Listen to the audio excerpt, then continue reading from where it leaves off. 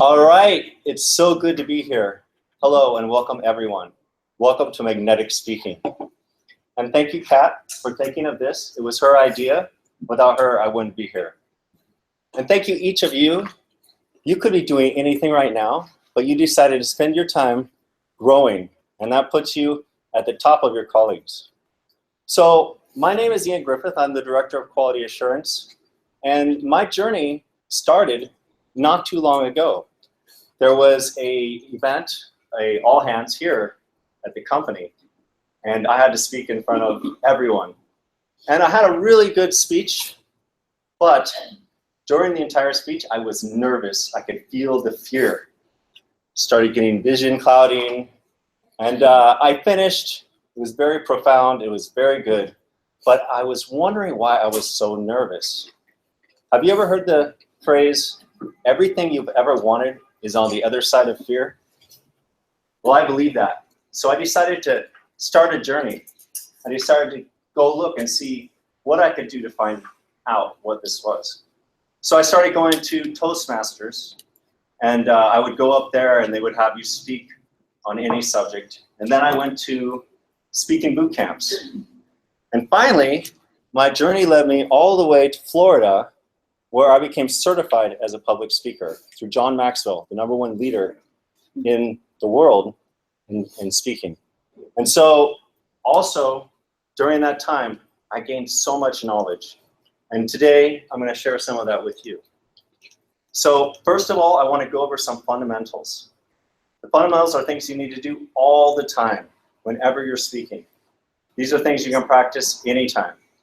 So the first fundamental is the body. So everyone, have you ever seen people, they're about to speak and all of a sudden they're turning their ring like this, they don't stop, or they're stepping back and forth, or they're doing the monkey dance, they're just walking back and forth, they're pacing, you don't know what they're doing. They're kind of chaotic and their message is confusing.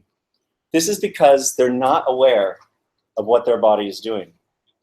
So in order to deal with this, I need you to put some awareness into your body when you speak. Not a lot. If you put too much in, you'll be thinking, oh, what do I do with these things? And you'll totally forget what you're gonna say. But just enough so that you can control what you do. So if you wanna walk here, you can walk here. If you wanna walk over there, you can do that. You wanna extend your hands? You can do that as well. So that is body. The next thing is breathing. And this is probably the most important part for all of you. So breathing is so important. Everyone usually breathes from their chest. I want you to try this right now. Put one hand on your chest, one hand on your stomach and breathe in. What you might find is that you're breathing from your chest. Most people do. This is not the way you're supposed to breathe if you're a speaker. Because what happens? You don't get enough oxygen. You just did an amazing job. You just finished something great at work. You want to tell everyone about it. You have a 5-minute presentation. So you get up there, you're talking about it, all of a sudden you notice that you're running out of breath. So what do? Well, there's a couple things you can do. Here's some symptoms. One is you start talking lower, so you're using less air. Quieter, you're trying to get it out. And the other one is you speed up. You go so much faster.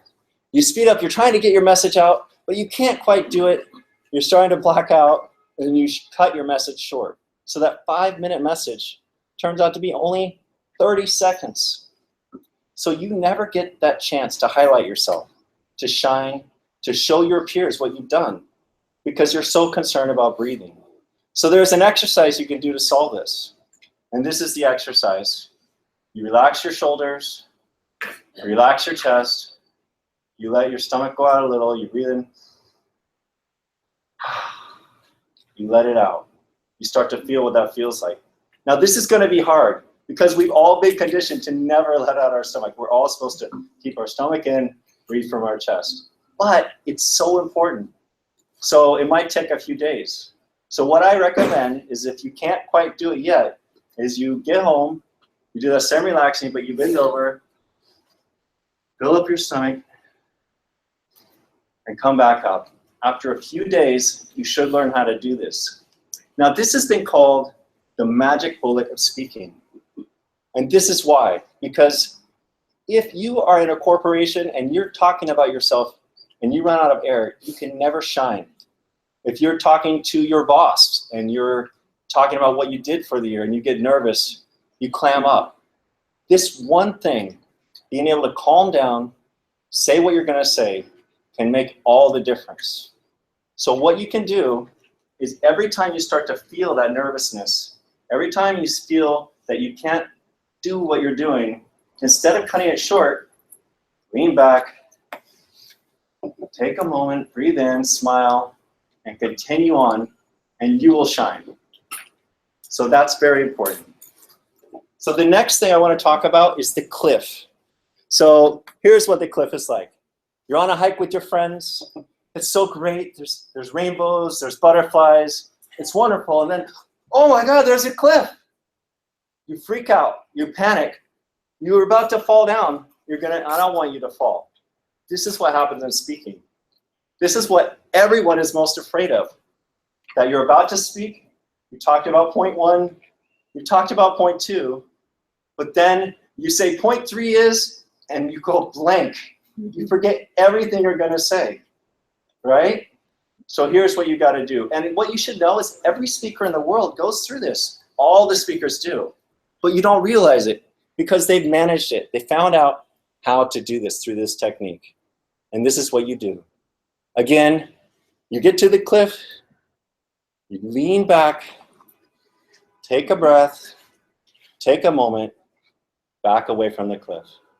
So that's the key. After a while, if you do this enough, you'll trust yourself. Now, there's something else you can do. That is, and I've done this, you get to point 3, you can't remember it. You can just say, hey, everyone, I forgot point 3.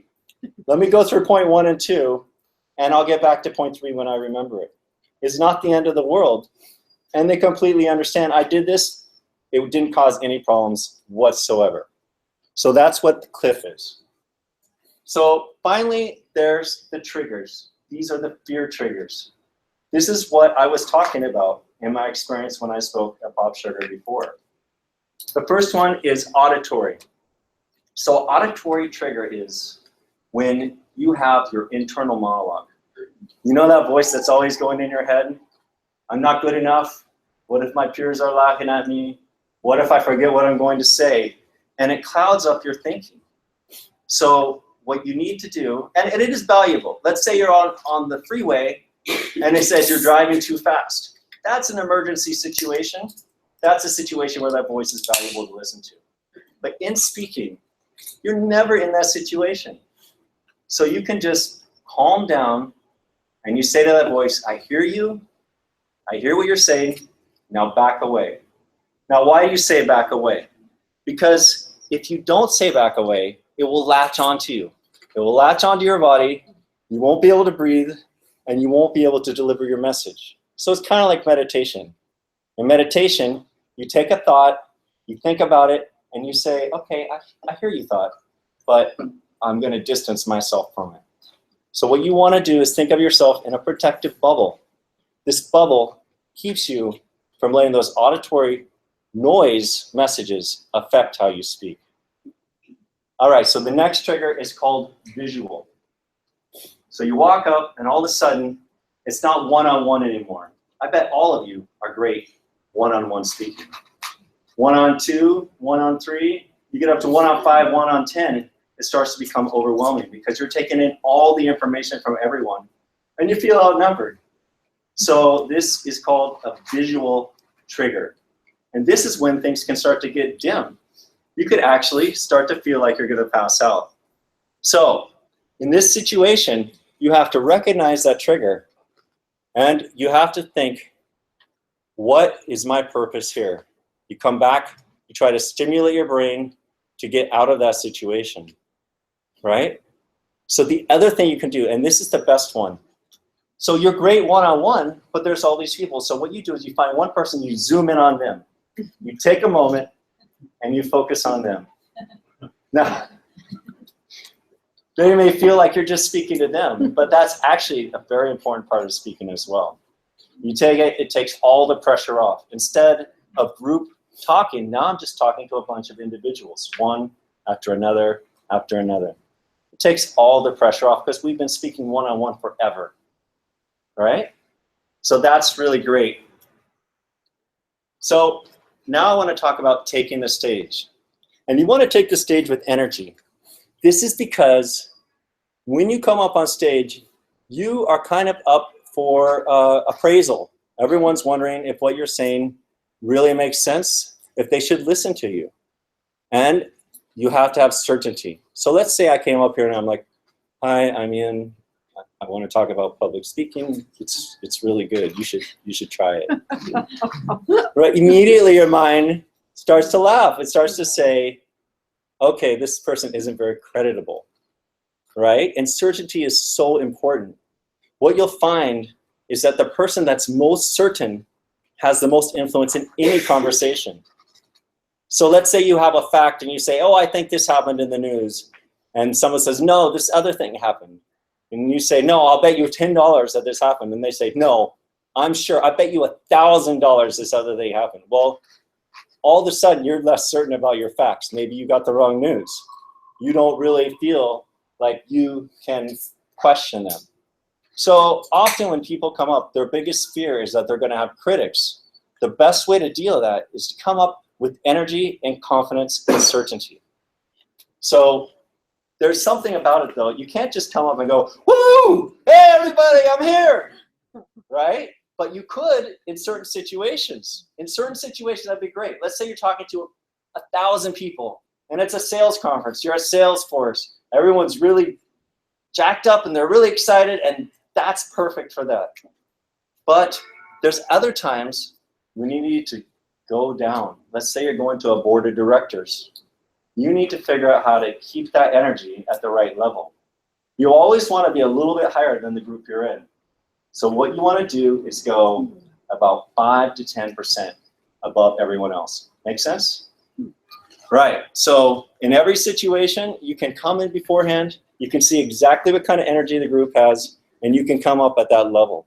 Now, through the conversation, you can slowly raise the level. You can make it more and more excited, and you can bring people up. That's totally okay. But you want to connect with the audience before you get there. So the next thing I want to talk about is one-on-one contact. So one-on-one is so important because you need to connect with your audience. So the way you connect with your audience is one-on-one. Have you ever heard of the Clinton effect? Okay, not Hillary Clinton. Bill Clinton was an amazing speaker, just fantastic. And the thing everyone always felt is that whenever he was looking into their section, that he was looking right at them and talking to them. They felt it right here. This was a powerful thing. So you want to do this when you speak. And this takes the pressure off. Because again, we feel anxious when we're talking 1-on-30. Then all of a sudden we start fighting our own monster, our own virtual monster. It's us against 30 people. And it becomes overwhelming. But when I started to realize that everything is a one-to-one, then it stopped being such a nervous type of thing to do. So how do you do this? Sometimes you say, well, this could be a little bit weird, right? Someone's looking at you, they're like, hey, how's it going? Good to see you, right? Right? It can cause an effect. So what do? Well, the idea is you want to keep it just long enough to get a reaction. And a reaction could be something like a nod. It could be even a blush. It could be the eyes blinking. It could be almost anything, but it's just something that says they acknowledge what you're saying. And this also gets the audience engaged, right? And then the other thing is, if you have a sentence, 1 point, you can give that 1 point to one person until they got it, and then you can move on to the next. And if you have a large group of people, you kind of want to pick someone from one side and move across. You want to make sure that everyone feels engaged and that they're part of the conversation. So that's connecting on the one-on-one. So sometimes you still get nervous, it's still overwhelming, and you need to engage the audience more. How do you do that? This is called the step forward technique.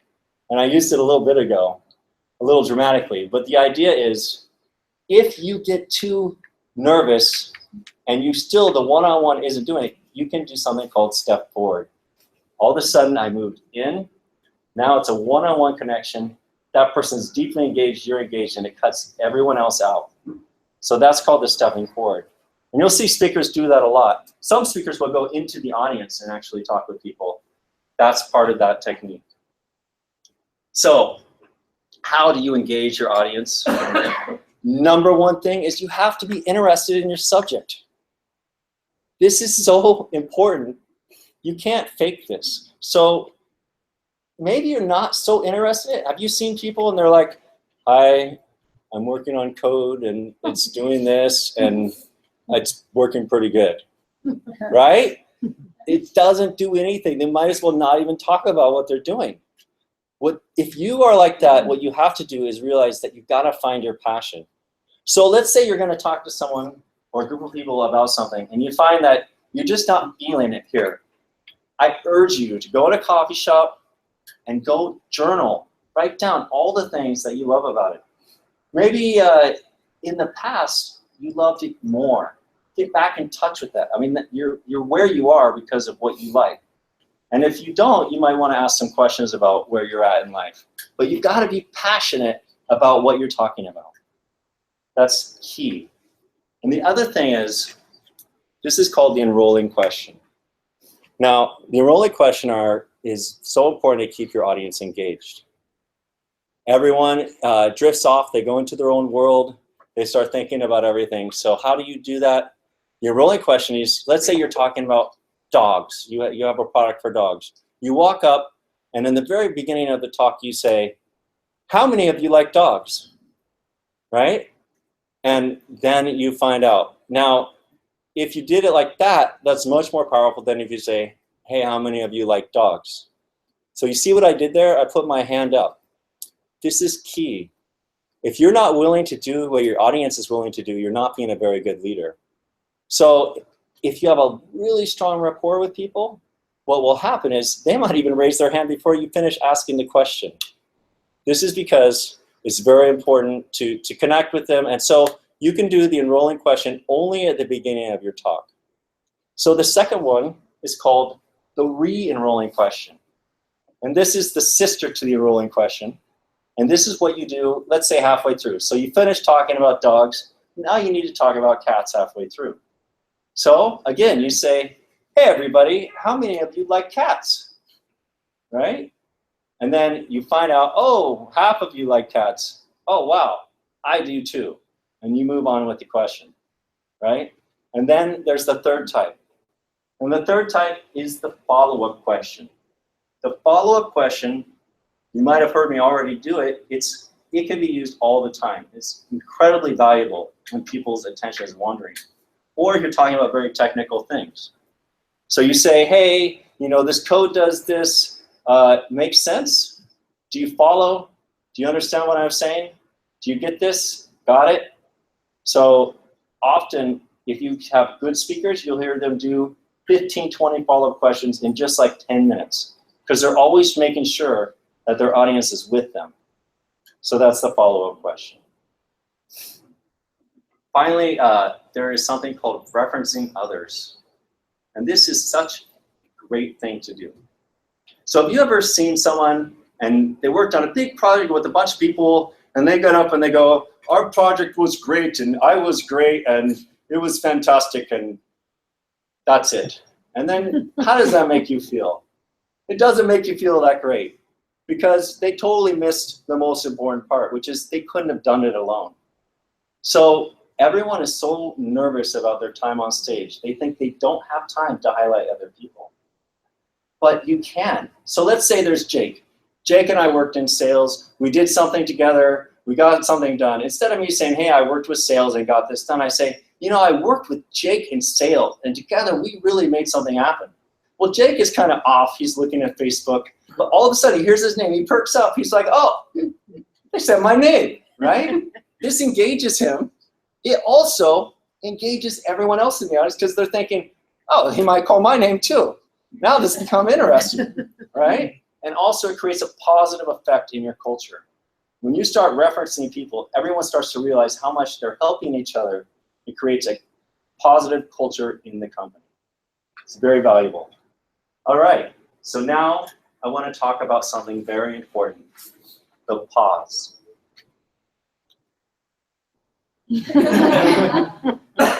Now you see that? The pause is so powerful. It can change the energy in a room. You heard it went quiet for a second. Everyone had a nervous laugh. There's a reason why.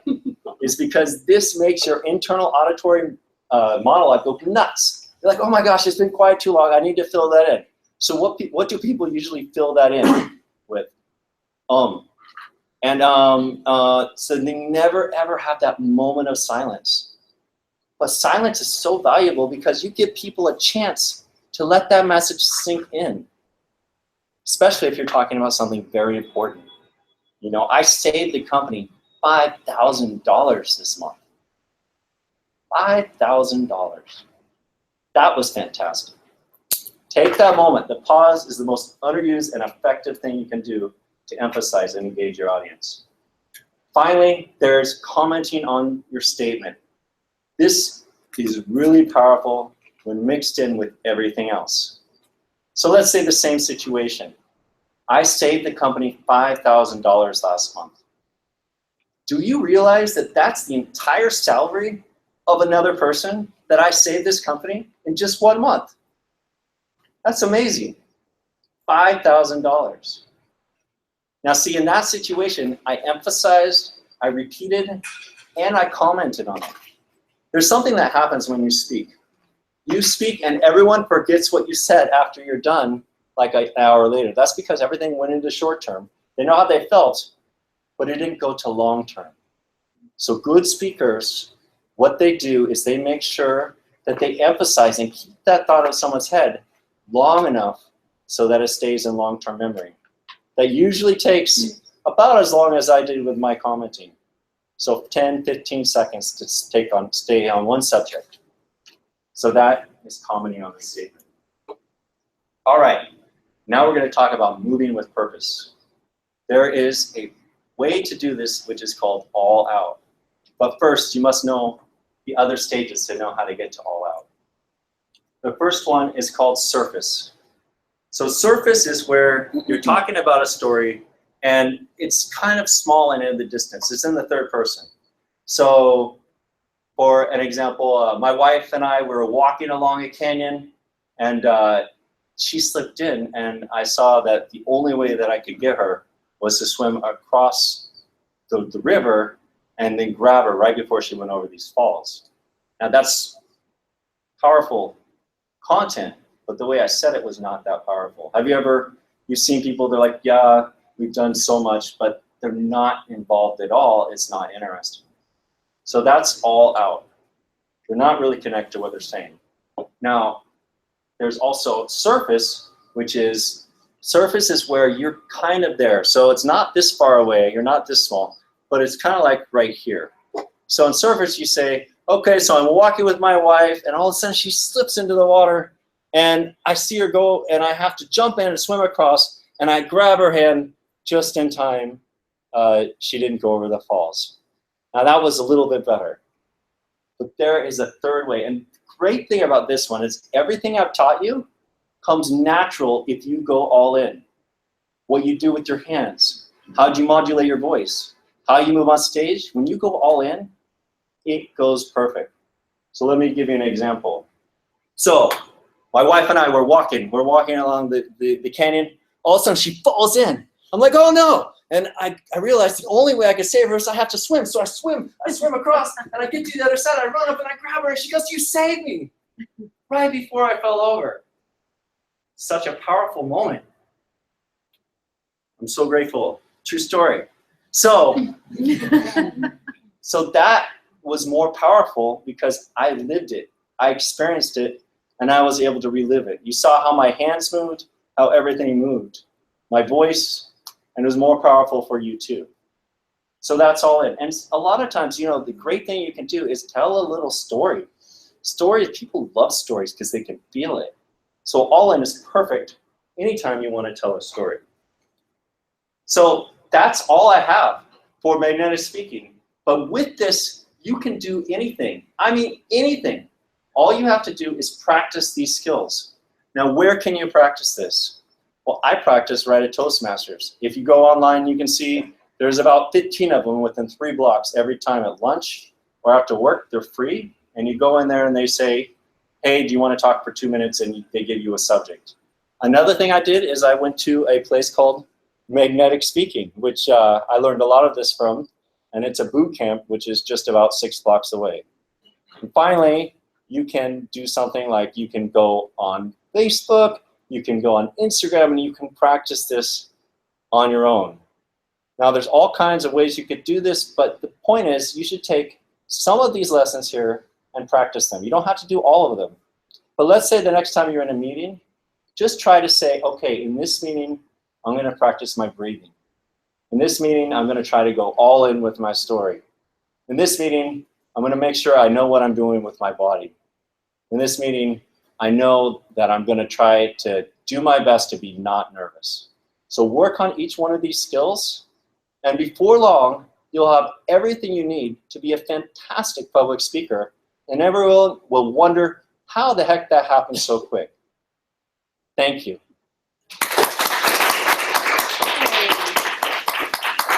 Questions? Yes? Do you have any suggestions for a controlled environment? Yes. So the question was, if you are seated and people can't move around the stage, what you can do. So you're in the panel or Yeah. Okay. So again, seated, it's the same way. When you focus on someone, zoom in on them, move across. It shouldn't be very different for being on the phone, being in a panel, being seated. The only thing is you can't move and focus on people as much. Does that answer your question? Yeah. Great. Yes? So how much would this apply if you were like a singer or like a poet reciting a poem? The question was, how much would this apply if you're a singer? This applies so much anytime you're trying to connect with the audience. I mean, a lot of what I talked about is getting rid of your own nervousness and connecting with the audience and engaging them. I think probably that's an ideal thing. If you were a singer going into learning how to speak, they would mix perfectly. I definitely recommend it. Any other questions? Yes? Who are some of the speakers that you admire? You know, I really admire John Maxwell, and I was certified in Florida with John Maxwell, but he's considered the #1 leadership speaker in the world. He's written like more leadership books, like 50 leadership books. And then there's another person, Anthony Robbins, and the thing I love about him is he talks for 12 hours at a time without missing a beat. And he's one of those people that goes into the audience and connects with people. Locally, I really like Rytis Stallis. He is at Magnetic Speaking, and he's just a fantastic speaker. And it's amazing because 5 years ago, 10 years ago, he couldn't even speak English. And now he teaches how to speak, and he does everything perfect. Just everything with his hands, every single thing he does is absolutely perfect. And then I really like another person who also works there, Nathan Swan. Also fantastic, but he's like 22. He just naturally started when he was younger. It's fantastic. Any other questions? Yes. How would you handle a situation with like a crowd that's not as receptive even after you follow all the steps? Well, I mean, one of the things, if you know the crowd's not going to be receptive, is you do try to come in with more energy and more certainty. So all these tips are pretty valuable. Here, everyone was engaged the whole time. But a lot of these things are useful for people that aren't engaged, right? So let's say Stacy here was looking at Facebook or something. Well, then I go, I wasn't this time. well, I was talking to Sandy, but then I do the step forward and I talk to her about something. Now she has to be engaged because she's right here, right? Or any of these things when you say an engaging question. Yeah, so I I think that these are really powerful in those types of situations. Things like when you're talking to teenagers or people that aren't really that connected, these skills are really, really powerful. So along the lines of certainty, I can totally see why that would be important in this sort of environment. But what if someone like myself, and I tend to have issues with people who are overly certain about things. I think sometimes it shows that they're intolerant for other viewpoints, or just a kind of overconfidence bias.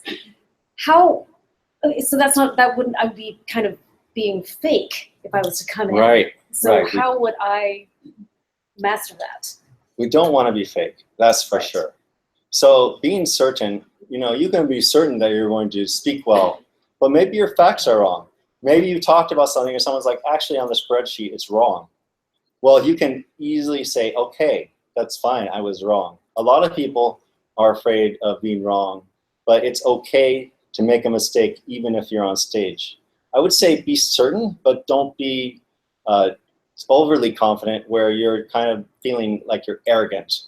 I think certainty is fine with you, but arrogance bothers you. So you got to find that middle line, right? It's another thing where maybe you want to calibrate exactly where you want to be with that. With a different audience, maybe a little bit less certainty. Sure. Mhm. Thank you. Let's say you have to give a presentation to a group of people, and you're not interested in that topic, but you have to give it because you're awesome.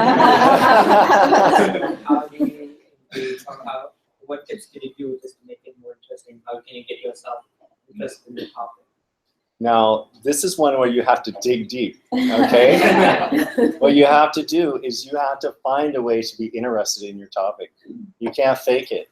So give me an example of a topic. So,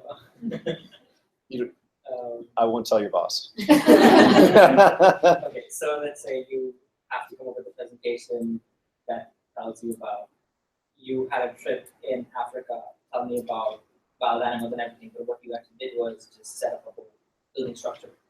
Now you have to tell them something that you never did, but he's interested in. So something like that, and I have no clue about wild animals and everything like that. I have no interest in them.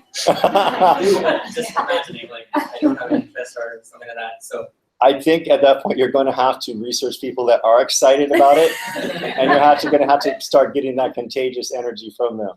But I'll talk with you offline, and we'll find a way to help you find passion for that. Yes. What if it is a situation where you're not prepared? It's not a presentation, it's not a meeting you're ready for, and it's more like you're called on in a meeting to give your opinion on something, and how can you use these skills in a kind of way? Now, this is really important, and I think a lot of the things that happen is the triggers hit us when we're not ready. So I think the most important thing is to be in charge of yourself, right? So that's when you make sure that you're breathing deeply, that your mind is clear, that you give yourself time to focus on the answer, that you don't rush. I think that all these answers, once we realize that the answers can come to us, if we just don't jam our mind with too much information, we just let it flow. I think that one of the things everyone does when they speak is they're trying to be perfect. If you realize you don't have to be perfect in order to speak, you'll do much better than if you try to be perfect. Welcome. Yes? Any advice for when you finish an environmental costume? Do you prepare one to kind of log to itself?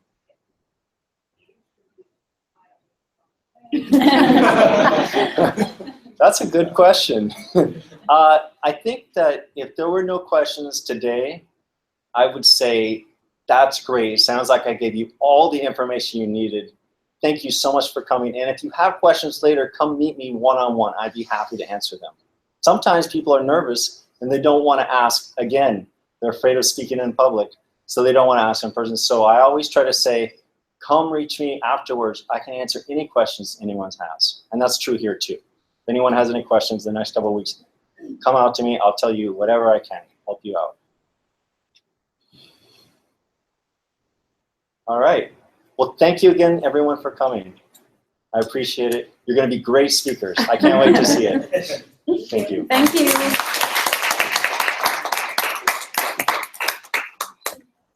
You're gonna have to roll me out of here. I know.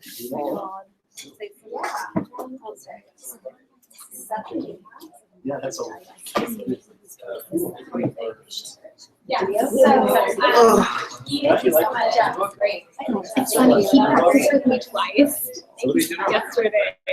Ian, it was amazing. Yeah. What were the first two stories again about? Because at least she Oh. Forgot what it was. So before you talk about the breathing, what else? Your body, being aware of your body. You want to be aware of it, not too much, but enough so that you are in control of everything it does. There's a way to do